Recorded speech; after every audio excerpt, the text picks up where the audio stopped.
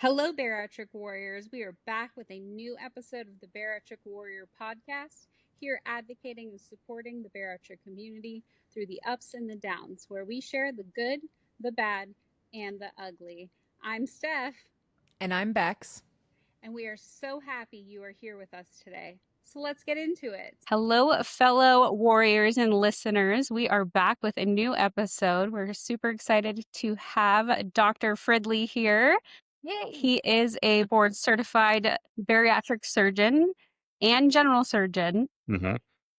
And would you like to just talk a little bit about your why of going into bariatrics and kind of like what you do with your private practice and everything? Sure. I love that, the why, because that's so important. Mm-hmm. Yeah. So I'm a first generation physician, and I really got into medicine from my work as being in the military as an infantry medic. And in the process of doing that, I kind of realized I really fell in love with treating people and taking that approach. And so then I went through medical school and chose a fellowship or a residency training program up in Philadelphia.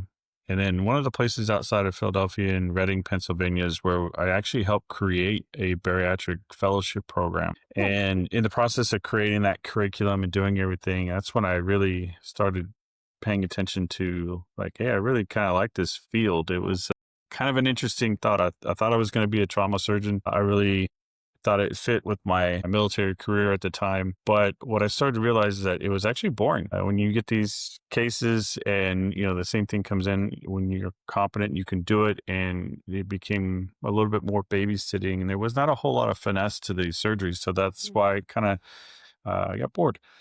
And I started noticing that most of the general surgeons out there are kind of grumpy. And they don't have really good bedside manner. Nope. And I didn't really want to be that. So I started gravitating towards a few of these surgeons who were like just really cool people, just really genuinely nice. And I was like, what the hell is the difference? Yeah. And come to find out, these guys they're bariatric surgeons, minimally invasive surgeons. And they had a lot of job satisfaction with the patients. The patients were giving them that satisfaction. So they weren't coming in every day, burnt to a crisp. They had a lot more satisfaction. So after creating a fellowship, the administration didn't pay the fee to join the fellowship council. So they told me I would have to leave, go practice for a year, then come back. But on the side, they both surgeons told me, look, you've done more bariatrics than I ever did in my fellowship training program. So you're going to be fine. So with that, I basically went out into the world of medicine and did general and bariatric surgery and high volume robotics, because at that time, robotics was starting to get more and more into the bariatric field. But we, at the program there, had created a purely robotic program where every case was being done robotically. And so that's where it started. I did not want to be a grumpy surgeon. Well, we're glad you're not a grumpy surgeon. Yes. Yeah, I just had that experience with my emergency appendectomy where the surgeon was very just like, I mean, to be fair, I appreciate some level of like no nonsense, like no chit chat and chatter, whatever. But it felt like, I need to get in and get out. And if you have questions, you need to know those questions right now. And you can't otherwise you have to contact their office and go through the whole thing. And by that point, I'm like, I don't even need the answer anymore. So yeah, I appreciate that. I would say there's a time and place for that. I take the approach is, before surgery, even for my general surgery patients, I'm on call right now in case I'll be fast enough to get the job done and keep you safe. But at the same time, you've got to be confident enough in my skills. So I have to at least give you enough of the time of me to know that you're going to be in good hands. If I can't deliver that in 30 seconds, A, I need to work on it, and B, I need to work on it. Right. Yeah. So what general surgeries are you doing right now? Aside obviously from bariatrics? Everything. Just all I of them. do everything. The only thing I really don't do a whole lot of is probably breast. There's a good breast surgeon and group where I'm at, and you can really mess people up by not doing the right thing because there's so much funding in breast cancer research that things are changing so quickly that I would say it's probably better to go to a dedicated breast team rather than have any general surgeon just do it. Unless you're in a very rural community, you don't have access to it. But with us having access right there, I just kind of defer those to them. But I do pretty much everything, any from hernias to hemorrhoids to colonoscopies, EGDs. I actually do endoscopic suturing, the advanced endoscopies and stuff like that. So gallbladders, you name it. All the things. Crazy And a lot of hernias. We those get a are, lot of crazy hernias that we get. A lot of people This in is there don't do hiatals, but hiatal Yeah. hernias is another one that I see quite a few of. I have a question based on that because obviously being the patient who has had a hiatal hernia repair 3 times and it's failed, I know the why, but would you explain the why of why that can reoccur? Why the Like high any recurrence? Yeah. So yes, I usually tell my patients, like, it's hard to put 4 pounds of potato chips in a 3-pound bag. So weight is huge because the abdomen has a finite amount of space with the bony pelvis and the abdominal wall musculature if it hasn't already been invaded before. And the kicker is now you have this diaphragm that's constantly moving. And so any movement is going to be a problem because you're you want to breathe. Yes. So it needs to move. You Yes. can't stop it from moving, but it's going to constantly move in that rhythmic motion of its moving. Any suture you put in there is just going to stall through and it's going to kind of break its way out. Now, they say that you should put mesh in there, and honestly, mesh has been shown to be helpful, but it can also cause significantly more problems as well. So I think it comes down to technique is the number one cause for recurrence, but then also patient's weight, and also, I guess, understanding. And there are some patient factors that can happen. Unfortunately, I had several recurrences and the patients had nothing they could do about it. One got COVID and you're coughing galore, you're going to tear through it. Another one was they fell on their stomach. So then the pressure just pushed up. These things happen, but it's because it's a constantly moving diaphragm. You're suturing muscle to muscle. That's where its inherent weakness is. There's no real bones to really attach it down to make it real secure like you would in maybe an inguinal hernia or something like that. Thank you for sharing that. yeah. Because a lot of people don't. They're like, well, they fixed it during my first bariatric surgery, and then I just lost 200 pounds. So And they're like, That's another piece of it. that's a whole nother storm. So when we fixed here's the kicker on that. When we fixed the hiatal hernia at the time of your what we call index procedure typically, is we move everything to the side or up and we fix it from below. And then when you lose the weight, that muscle can sometimes thin out a little bit, but it also the fat around the esophagus and around the top portion of the stomach starts to thin out. And so even though we tighten it up from what we call the posterior repair, a lot of times we see that the anterior starts weakening and thinning out, and that's where it goes out again. And so it's a different location, not a failure of the actual surgery. It's just that you've thinned things out and now it's going through a different weak area. Definitely. And that's what happened to me originally. And then obviously I lost way too much weight very, very rapidly. And I've gotten in the habit of where I'll repair posteriorly that segment, but then I'll also put a single stitch on the front. Okay. So that it seems like it's overly tight, but as you lose the weight, it will give you just a little bit more security. Yeah. I had recently with my appendectomy, they sutured the fascia and everything to the abdominal wall, like everything together so tight that I had an indent, a full indent. And they said it was to the left of it. Left. And they said it was because, it was such a large incision that they had to make sure that I wasn't going to herniate through it. But then because, and Steph has the same thing, is because I have hypermobile EDS. It ended up being not great. I ended up being one of his 3 patients in 40 plus years that it stayed indented for way longer than it should, and it wouldn't release. And I had horrible muscle cramping. It has finally released 6 weeks later. The dissolvable stitch that's supposed to come out at 2 weeks, or to release at 2 weeks did not release till 6 weeks. But yeah, I mean, it makes sense. And then I also wonder, with weight loss, And if you do have something like Steph and I have with the EDS, like I wonder how much that affects like the hiatal hernia recurrence as well. Because I know that like when we lose weight, like you said, you lose weight even just around your esophagus. We lose weight, everywhere, and everything gets like stretchy and a little bit lax. Yeah. Yeah. So it makes sense, but interesting. And we didn't get diagnosed with EDS until way Recently. after bariatric surgery. Yeah, after. Recently. Mhm. So I'm sure if we knew that we had it back then, that may have helped some things. I don't know. Had at least an EDS, informed surgeon too helps. Yeah, it doesn't always play a huge factor in surgical. I mean, we got to do what we got to do, but it is going to affect your collagen and your recovery, your elasticity of how you're going to repair. That's all. Mm-hmm. Yeah.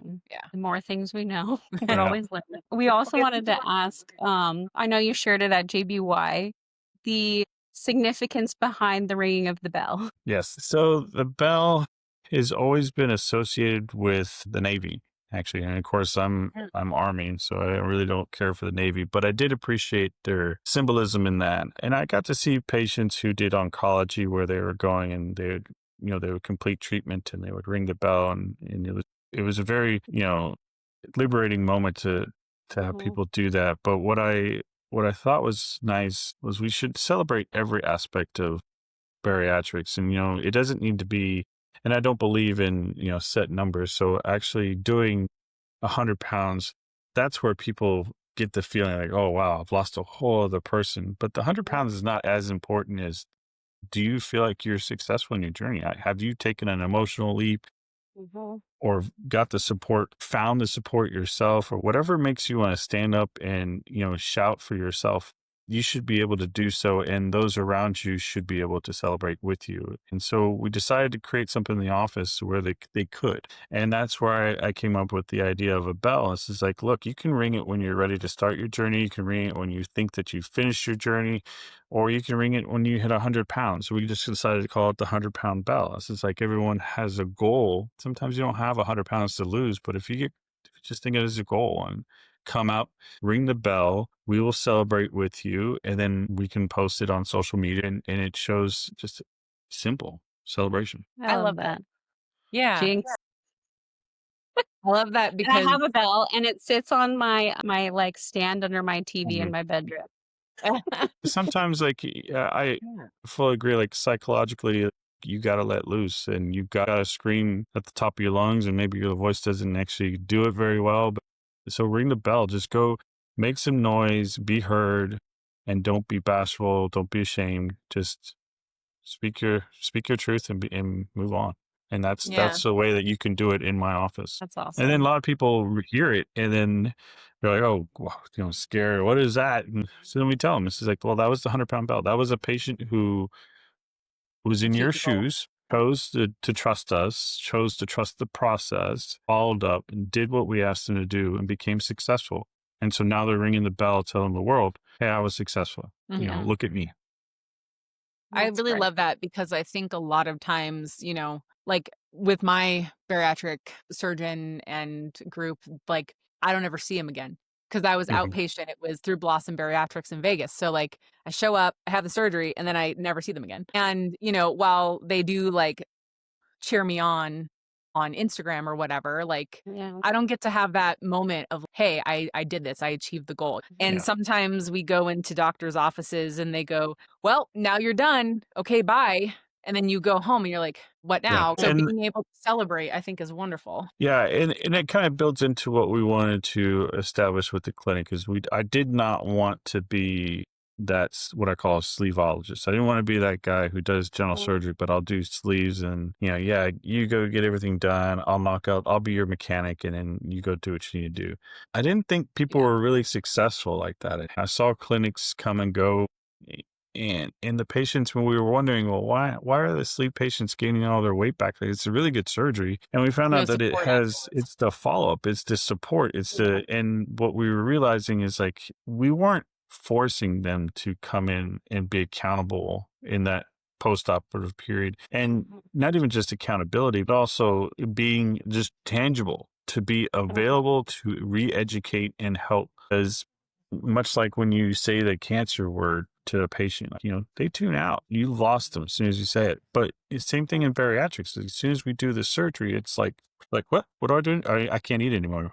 What's going on? Like, how do I do this? And to get through that mental block, you got to be available. And so I wanted to make sure that our clinic set the tone. This is like, we have to follow you up. We have to kind of be there, and you have to build that comfort to come back, because whether you're 2 years out or 2 weeks out or 5 years out, they feel comfortable to come back and say, hey, I lost X, but I'm starting to gain back Y. Let us take a look at what's going on. We know the surgery, but let us take a look at the whole picture and say, okay, well, this is what you're doing. Or, hey, it has nothing to do with you. This is just normal aging after a metabolic procedure. You can expect this, but here are some tips and tricks to keep you on the straight and narrow. I think it's so important to have that pre-op and post-op care, because sometimes we ask patients who are like, so what did you have to do? What were your requirements in order to actually get approved? And some of them will be like, oh, I had like this 5-second psychological exam where they asked me if I talked to my microwave. Yes, that was a question someone was asked. Or you can be like Bex, where they're like, oh, we're just going to do the surgery. You paid the money? I think I might have filled out some are you mentally sound questionnaires, but that was it. Like, nobody talked to me about it. It was just fill out some paperwork, pay the money, show up, And my post-op care, to be fair, they did contact me and follow up, every couple months for the first year. But then after that, crickets. I haven't heard anything, And I did reach out to them when I was having trouble, losing the last bit of my weight. And this is going to lead me into my next question, which was, I was told that I was a year and a half out, and I was lifting weights every single day, very, very active, and I could not lose the last few pounds. And the dietitian there told me to drop my calories to 1,000 a day and see how that went. And I just was like, I'm going to do it because that's what she told me to do, but I don't think this is going to work. And guess what? It didn't work. I lost 2 pounds and then immediately regained it and just stayed uninstall the whole time. I did it for 3 months. You can't do that. Not unless she had you step on a impedance scale and had some information about your body composition. She's speaking out of no truth or no knowledge. Exactly. So that's my next question for you is, what is your stance on the 1,200 less every day for the rest of your life that a lot of bariatric surgeons seem to have, as the post-op care, and what do you usually suggest for your patients in terms of just there is some science behind the 1,200. It's been, I don't want to say proven, but we know that it does help is maintain that. If you're starting to go above 1,200, then most people, because most Americans are a certain height and everything is based off of height, that unless you're at an extreme of height, going over 1,200 calories is going to send you into caloric excess for the most part. And so there is some truth behind that. But when you're in your situation, I don't, to answer the questions, prescribe to that specifically. Try to stay under 1,200. But more importantly, you need to have body composition analysis to see where are you at right now? How much muscle mass do you have? How much lean muscle mass do you have?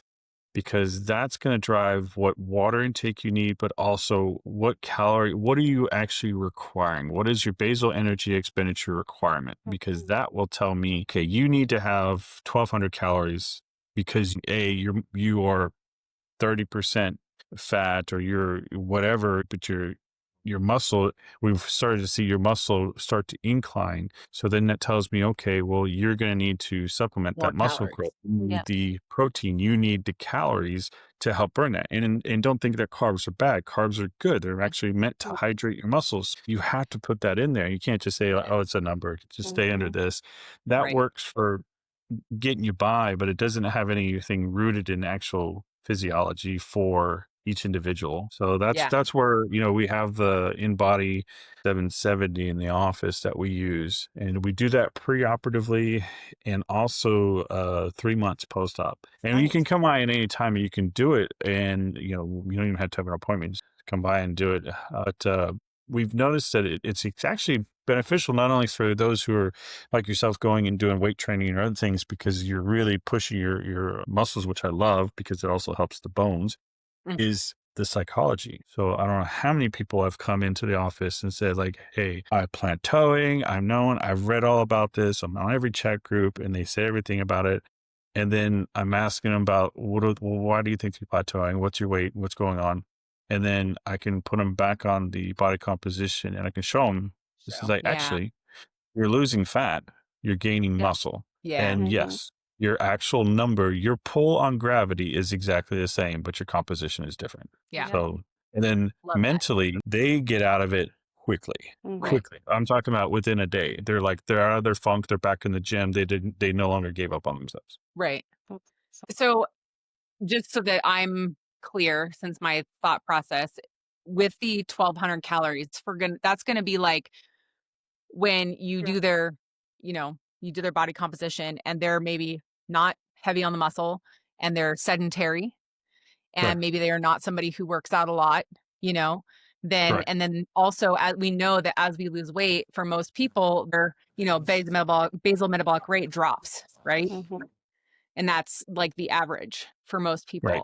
That's so your, that does make sense. Yeah. I know for me, I didn't have the body scan. I have no access to one where I live, unfortunately, but I did the VO2 max. You breathe into the tube for 10 minutes. Yeah. I did that. And I did find that my basal metabolic rate had increased from even before surgery. I had low basal metabolic rate, even at 400 pounds. It was like 1,600 or something like that. How long after surgery? A year and a half. Okay. Yeah, it's and interesting because that is a phenomenon we haven't really explored yet. And I've offered to try to do a research study on that because that would be very cool.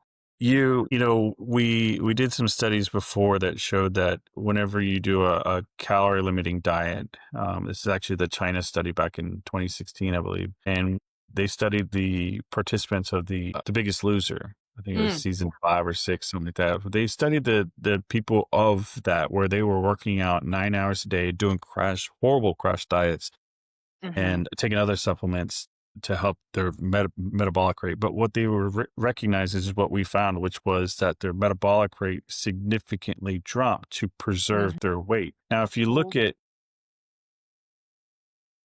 And I was a binge eater with horrible binge nerding out here, but if you look at the pathway of, how did us cavemen go across this over millennia and everything, anytime a weight is decreasing, it sets off alarm bells because it's usually leading up to death. Okay. So the fail safe in weight loss is for you to basically, you have your set point, and we know that the surgery changes that, but the fail safe is to anytime that you start to lose weight at a trajectory that your body, your brain, you can't really keep up with, your metabolic rate drops, and it is a protective mechanism. And we don't know at what points does it actually start to tick back up for each patient, surgery or whatnot. That makes sense. And so we know that it eventually does, but we don't know when. And we haven't been able to prove that I'm aware of. And so that's interesting for you to say, like, oh, you're out from surgery and your metabolic rate is now increasing. And that might be 100% related to what your lean muscle mass is. And see, now I feel like it's probably decreased again because I'm almost 5 years out now. And in that time frame, I don't work out as much because I injured myself. So, and I've also had multiple surgeries now, plastic surgeries. Okay. And so I don't know how much that's going to impact. And don't one thing is that'll affect it a little bit, but also change your exercise. So if you've had, for your instance, if you're doing weight training and everything like that, now you've had some surgical incisions that you have to be a little mindful of. And even with your EDS, I'd say, like, why don't we participate in more yoga or Pilates? Or something of different, because you're going to activate muscles completely differently, which means your body will not be able to account for those calories like it started getting used to before. You have to shock the system or take up swimming once your incisions are healed, because that is totally different muscle groups. Yeah, absolutely. I tell my clients that a lot too, as a personal trainer, of like, I'm looking at my Tanita. So I'm looking at my Tanita pre-surgery. My BMR was 2,132 calories. I was way higher. And then January of 2020, January 11th of 2024, it was 1,546. 1,500. Yeah, dropped quite a bit. But you also But lost a lot of muscle mass in that yes, time but frame. I also lost a lot of muscle because I was on TPN multiple times and all of that. Yeah. But I have like all of my tinnitus scans like every 3 months from the beginning to now. So That's I so kind of cool. want I to go wish. look at all of them. Good. That's awesome. Yeah. Yeah. Yeah. And it's I'd a love good to way do to, I that. mean, of course, it's a calculation, but it's an algorithm it Mhm. goes by. But still, if you pair that Gives with you a place what to your actual start. physical activity level is, you Mhm. can start creating a better plan for yourself. But and as Yeah. you can see there, that's an easy way, generically across the board. If they were to tell everyone 1,200 calories or less, they're going to be okay. Like they're Right. going to give. You can't say that it wasn't good advice. Yeah. Wasn't I think very targeted, but it wasn't. yeah. It's still good. Yeah, I think that was like my biggest concern was just the fact that I was seeing that advice across the board, no matter the person, instead Hmm. of taking anything else into account, throughout their journey. And that was, I think, what was like my like driving question of like, well, what do you think about this? Because clearly for me at the time it was way too low, to go down to Yeah. 1,000. Probably now, I'm in perimenopause too. So I'm sure I need to go lower. So, but yeah, so tell us a little bit about your second location. It's the coveted second location. So when we're located about an hour north of main Tampa, I would say, Mhm. and it's in a little town of Hudson. And, I started off there because there was a huge need. That's where it was needed. So then, but we're seeing a lot of patients also and on the kind of on the other side of the county. So it's like northwest, and then now this will be the southeast side. But it's over in what's called Lutz, and we have if it wasn't for the county building permits and stuff like that, we probably already been open several months ago. But we're anxious to get this up and running. We're hoping for probably November 1st. Actually, this Monday, tomorrow is supposed to be final inspections and get all that stuff done. But we're excited. It'll be the same crew, just manning two different locations because we do have quite a bit of patients on the other side of the county it makes it easier for them to travel. And with the Medicare governors they're taking away the televisits. So we're Oh, trying to make Mm, it a little bit more accommodating for patients to be a little closer to them. So, very cool. I didn't know but that about toll visits. Is that just in Florida? I thought it was nationally, but I hope not. I'm not sure. Basically, they're doing away with the reimbursement for that as of October. Mhm. They this now that you have to kind of start converting it, unless you like live in a really rural area where like access to care is very limited. It's like, I think of like Montana, and you have to drive 2 hours just to see a general practitioner. I Mm, can definitely see that, but we have a lot of people in the region who get massive amounts of referrals and numbers with bariatrics all through televisit. So kind of curious how it's going to affect patients actually getting the care they need. yeah. I can see that. And I feel like it might also affect, like, okay, so there's not the availability to, you see patients this part of the day, you're doing surgery this part of the day, and then you may have some telehealth visits and whatnot. And I feel like it probably will make, obviously, the access less, Hmm. but there might be like the overwhelm of like the frustration of, hey, you can't actually see a surgeon for 8 months. Kind of Yeah. like how it was during COVID slash obviously the hurricane over here a year ago. I would have had to wait 8 months to see a primary care doctor Hmm. because Yeah. there was no access to it. I They need to rethink that one. I'm right there with you. I like the idea of having open access Yeah. for everyone. I think because especially in this population, I feel like any reason to not make it to the first visit Mhm. is More what berry. slows it down. Yeah. And even Yeah. if it's a false barrier or perceived barrier, it's still a Still barrier. perceived mental barrier. And the reality is we're touching 1% of the population who needs it. Right. Could you imagine if we actually got that up to 2%?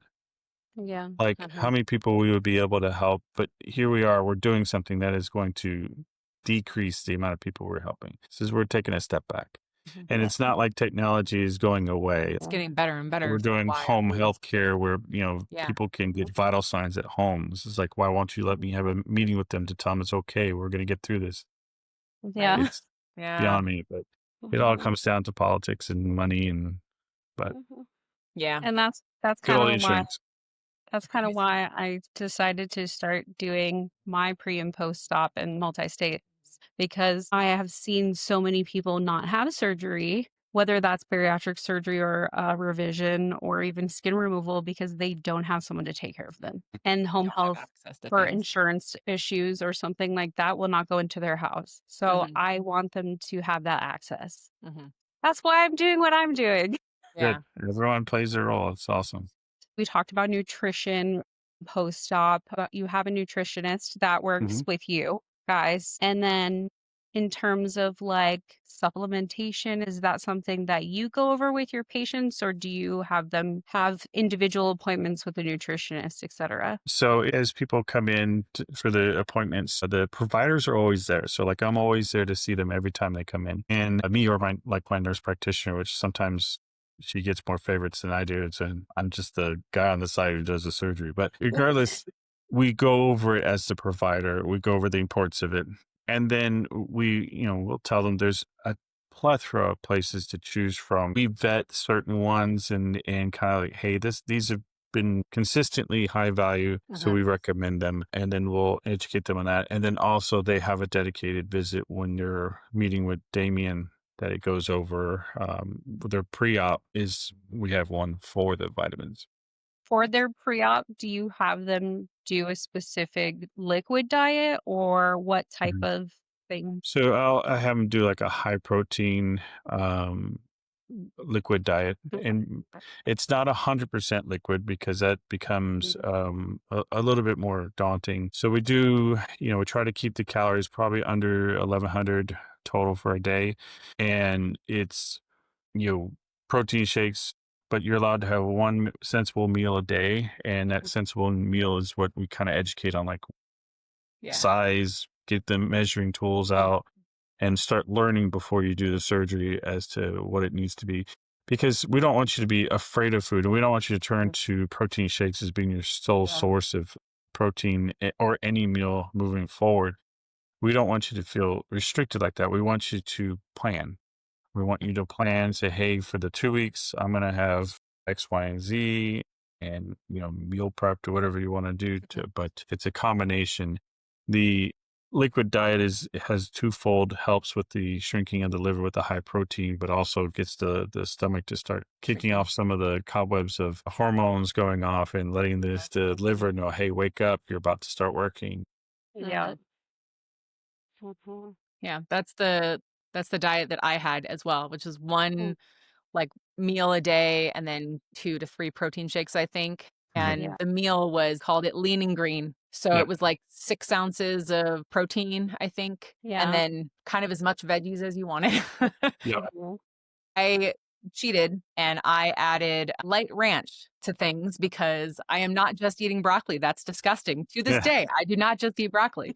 And you know what? I still lost like 15 pounds in 2 weeks. So I'm pretty happy. I think I think I only lost 6 pounds on mine, but mine was the same. It was the 2 to 3 shakes. Then you can have either lunch or your dinner be your high protein meal. And they're like, hey, you can eat these healthy choice ones. And so we would just go get those because they were convenient. Yeah. Or you could have like some broccoli as a snack, or like a cheese stick, something like that. Yeah, it was veggies. It was only veggies that we were allowed to have as snacks. I ate a lot of bell peppers. For a lot of our patients, we have like a pre-programmed kit that they can pay for. It kind of takes the thinking out of it, where they can pay and get all their meals for that 2 weeks, including the snacks, where we have, high protein bars and stuff like that. But you're Kind still of takes like the thinking out of it. But you're still like doing the education as well, because I think that's the piece that you guys have that a lot of places don't, is education on how much to eat, what is important, because I think, as we know, not everybody is crazy like me and has hyper-focused deep dive into food and calories and macros and what matters and what doesn't. And, Mhm. not everybody has that. Nobody has that Yeah, like not drive. everybody has the time. Like some people, not just the drive, but Time. sometimes, they're busy professionals. A lot of times if we can take the thinking out of it and getting used to visual references. Right. So I've kind of gotten away from journals and for food, and I think that a lot of people fudge it anyways. So I tell them, take a picture. And Oh, this yeah. is like, Okay.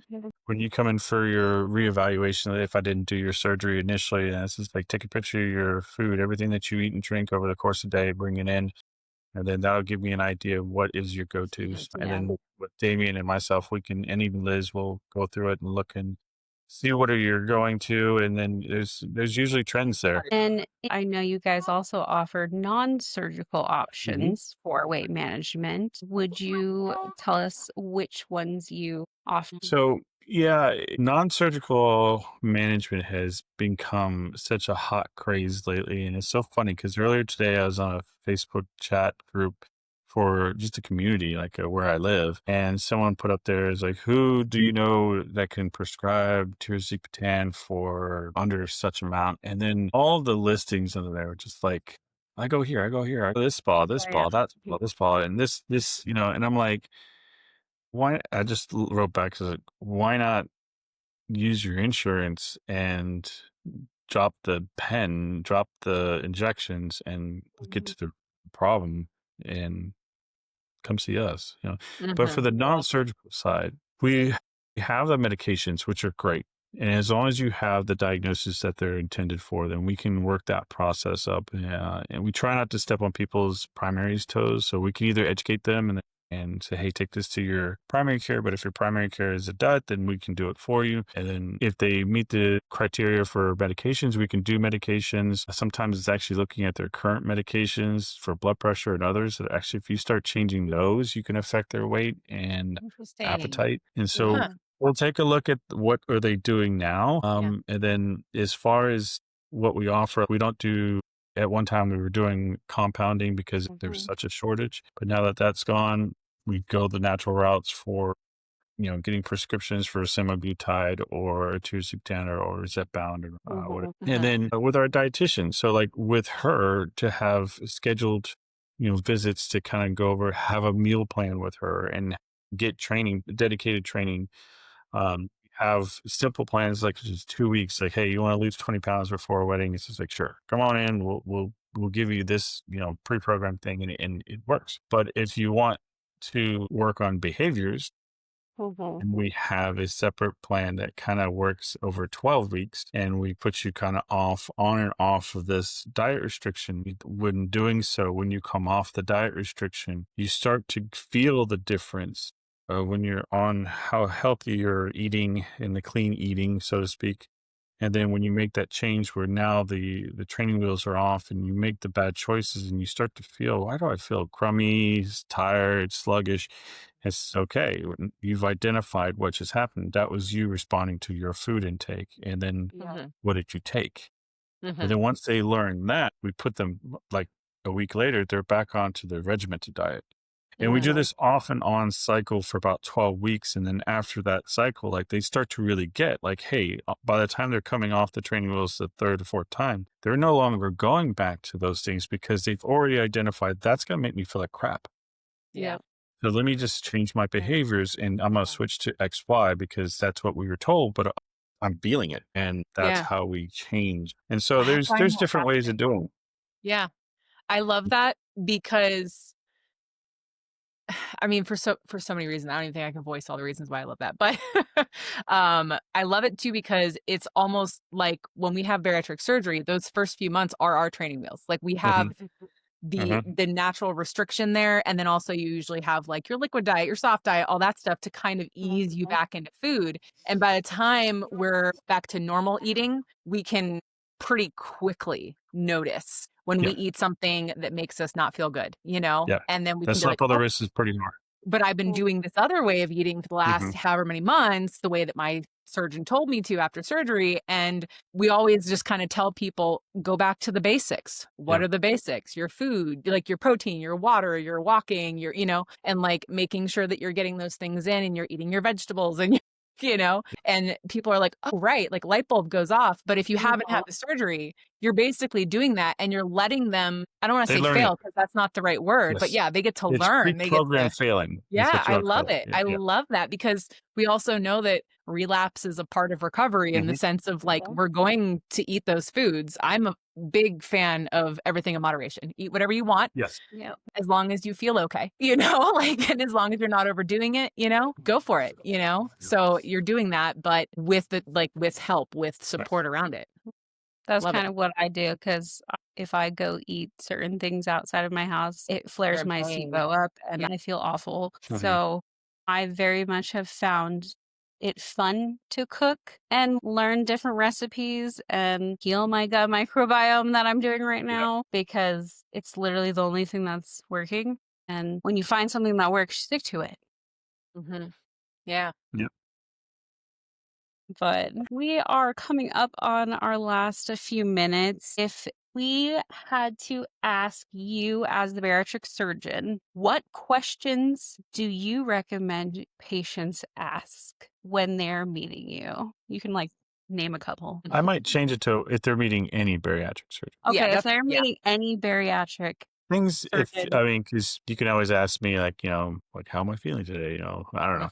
But I think the key with going to see any bariatric surgeon is, I would say, to kind of understand what is their algorithm for which procedure they go with. I find that if you have someone who has a set algorithm, they've probably been doing this long enough that they know what works, what doesn't work with what. Because there are a lot of patients who are getting, I want to say, gypped. It feels like it when they're going and they have this laundry list of problems. The surgeons say, hey, I just like doing sleeves. I'm just going to do sleeves. But then they don't beg, like, hey, you really had more than 150 pounds to lose and you have reflux and you've had a history of Barrett's esophagus within your family. It's just like, why are we having this conversation? You should have gone on bypass right off the bat. Needless to say, I'm seeing them in my clinic as revisions.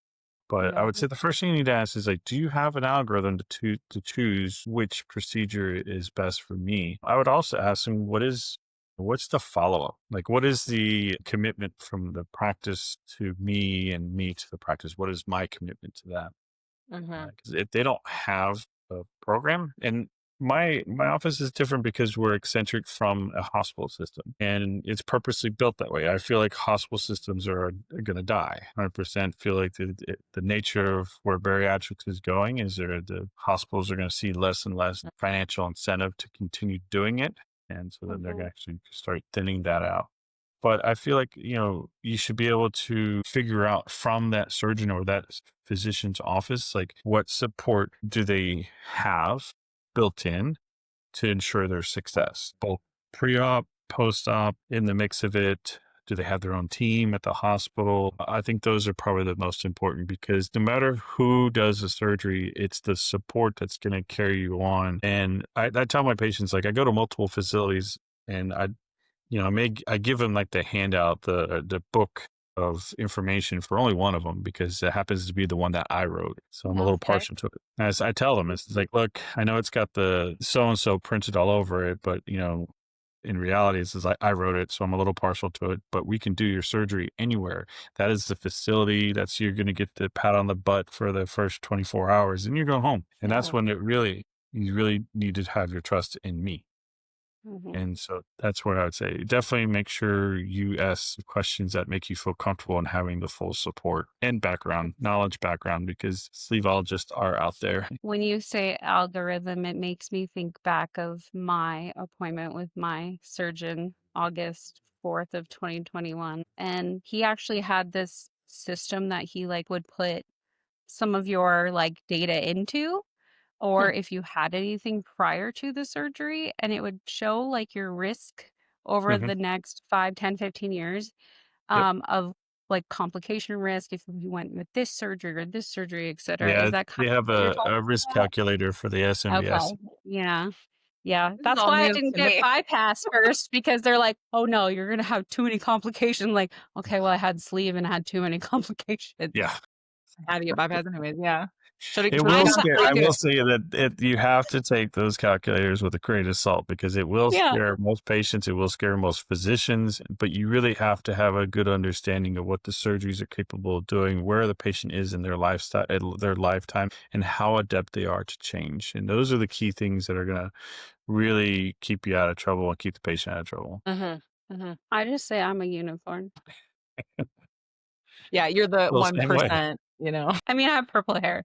So yes, but thank you so much, Dr. Fridley. We really appreciate you taking the time to talk to us and share a little bit about you and what you do for the community. And we can't wait to hear more about your new location. Guys, if you're not following their Instagram, make sure you're doing that. If you want to tell them your Instagram and your website. Where we can find you. What? Sure. It's it's kind of odd. It's Surgical Associates at Bayonet Point, and the handle is at SAB, or we change it? I'm looking at Macy right now because she manages At it. SABP _ weight loss. Right. Because we couldn't, for some reason, we couldn't do the one. We had to put the underscore on there for some reason. We got screwed. There's someone out there trying to take your name. Just kidding. Yeah, we get people take our names. We get people who put advertisements under my name. Oh gosh. Yeah, it's pretty fun. Worst. Well, thank you again, guys. If you are in Florida, you're looking for a bariatric surgeon, check them out. They obviously have built a wonderful pre-op, post-op, everything in between type of program, and they really care. And go ring that bell. That's right. For any reason. And I'm eventually going to get there, and I'm going to ring the bell because we keep trying.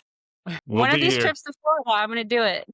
But thank you guys I think so much. if we open in November, find a way to come down, and we'll let you do it at the new office. The bell is going to be bigger and a lot louder. Unfortunately, it's a lot louder. Maybe not. Unfortunately, fortunately, I definitely will do my best. Yes. Thank you so much. I hope you have a wonderful night, and we will be talking soon. All right. Bye, Thanks, everyone. guys.